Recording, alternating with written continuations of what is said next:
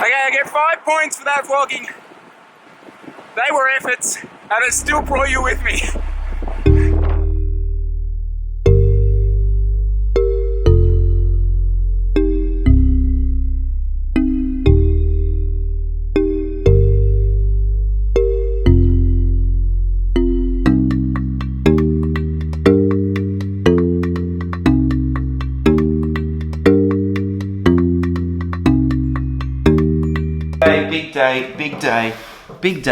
Big day, ladies and gentlemen. But I really want to start with, okay, we're putting the race calendar for the team together at the moment. You know, so the logistics of the whole year, what races we can do, who can do what races, how to move stuff, that sort of stuff. And you know, that's part of this vlog, is the sort of the reality of running the team. Anyway, you know all that. But I kind of thought you guys might be a little bit interested in this, because I thought I might take you on our little trip. People are literally hitting these stop buttons at this very moment. So we are going to talk about the UCI racing framework. So there's 3 people left. It's Peter Tomlinson. Jesse, you're still... No, Jesse's off. I don't know who's left. So it's just Pete. It's you and me, Pete. Right, so that's what we're going to do. But I thought we might jump on the bike to talk about it. So Cycling Australia literally... Whoa. So this is relevant. It's relevant to me at the moment because Cycling Australia have literally... I realise it's March. I won't get into that. Have literally just announced the NRS calendar for this year. So the National Road Series calendar for this year. So all this stuff is super relevant for me. And there's a car, a Jeep. Wow, cool. I own a Jeep in Balmain. So that's why this is relevant. Calendar's announced, so we can work out what races we're doing. Massive fan of these helmets. Like I mentioned on Instagram story, they get these little strands of hair sticking through. Cam, thank you for the heads up. Seemingly the solution is a short back and sides. I'll get on that. The other thing, so Laser Sunny's laser helmet, right? You know, beautiful match. Look at that. Nice little match. Now, but you would have thought like there'd be some sort of... This is the big issues I deal with. Which kind of brings me on to the most asked question / most confused question people ask me in relation to the team and like what we're doing, where we're going, blah blah blah. Where is Nero in comparison to like BMC, and like what's all that stuff in between?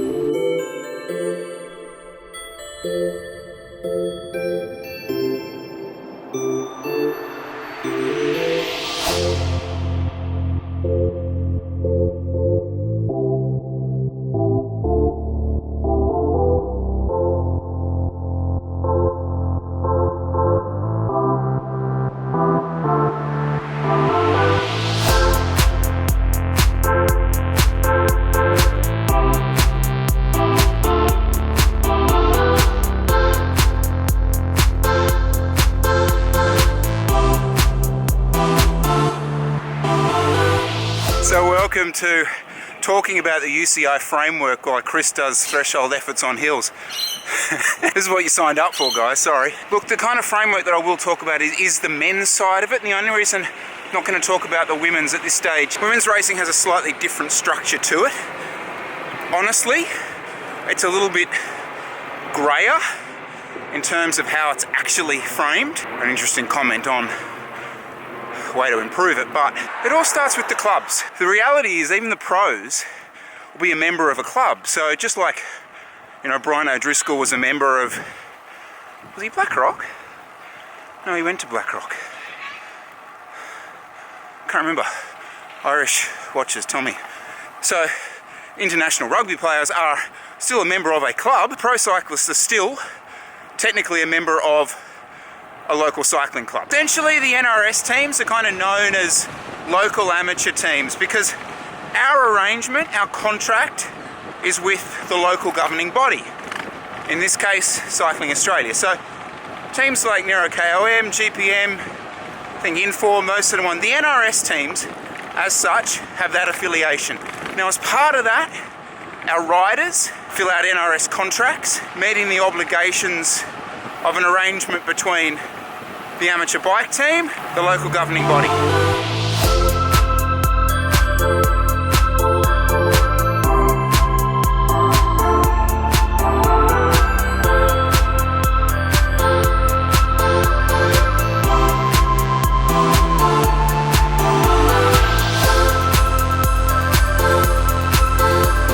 camera, that's good.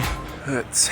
The Continental, essentially still an amateur team, so they're not required to give riders salaries or anything like that. Their agreement as such is with the UCI as opposed to with the local authority. So there's more obligations on the Continental team, so insurance-wise, rider-wise, administratively, there's more obligations, and obviously it costs more, right?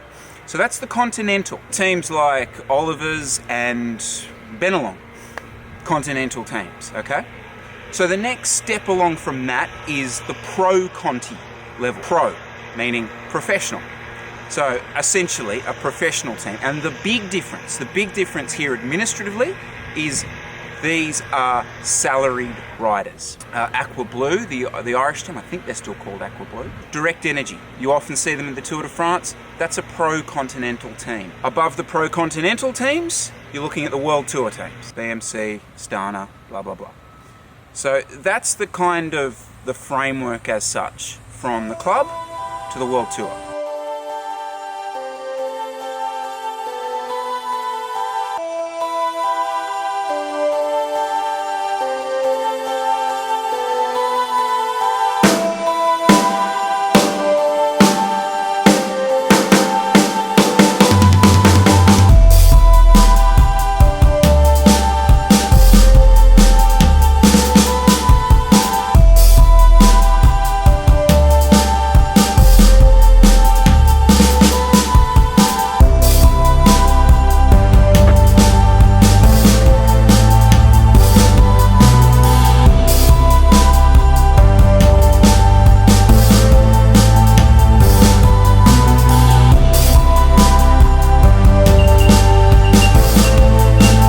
So that's a message from New South Wales Cycling informing Chris Powell that he has been issued a breach notice and fined $100 for his celebration at Tolland. Now, do I open that can of worms? Remind me.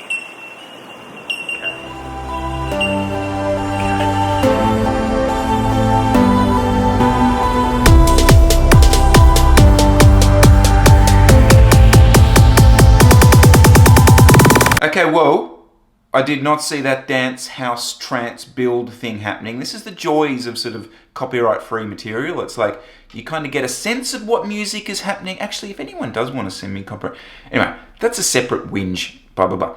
Now, I realise I've got to actually try and explain to you what the hell I've just been going on about. So here's what I've learnt. You have 3 classifications of races, HC, Point 1 and Point 2. And within those 3 classifications, you have one-day races and tours.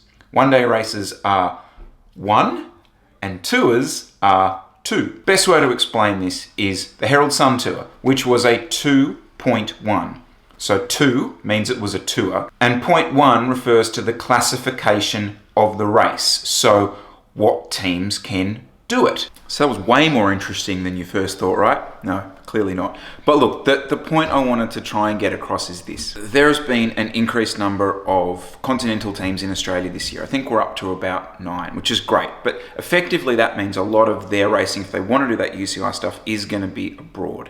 Now, the NRS stuff is not UCI classified, and here's my point, right? There is a push at the moment to try and increase the classification of some of these races. My own opinion, as someone who's involved in the team, would be to increase the race days for the guys. Then I really, really think the classification stuff is like the cherry on top. So I need to talk to you a little bit about this thing. Lots of hand movements there, wasn't there?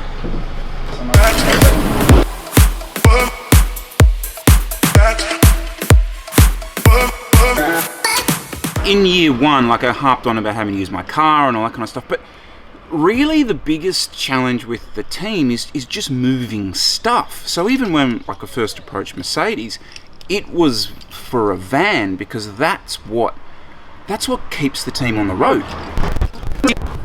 But I hadn't really considered, okay, we've got this big space, all that kind of stuff, this awesome machine, but we've got this big space. need to do something with it. I'd love to do some kind of fit out, whether it be a temporary sort of thing. You know, I'd like to get bikes in here, spares in here, shelving, bins, that sort of thing, you know, just stuff. We are going out to dinner. Actually, it brings up a point, I will mention this to you. So I haven't had a huge amount of the girls in the vlog the last couple of weeks, really because I haven't, like, that's not been on purpose or anything. It's just we've had a couple of people staying with us. Some of Liz's family from Ireland have been coming through, staying with us. But we're going out tonight. We're going into the city, and I thought I might bring you along.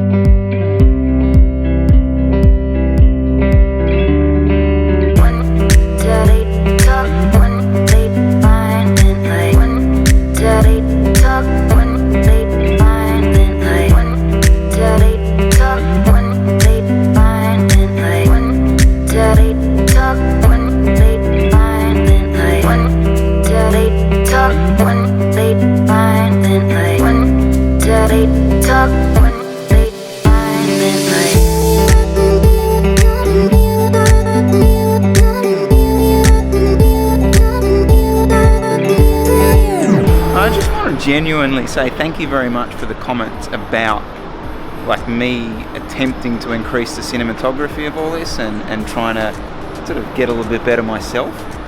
The vloggy part will always be the kind of main part to this stuff, but it's fun learning, and I'm glad you guys are enjoying it.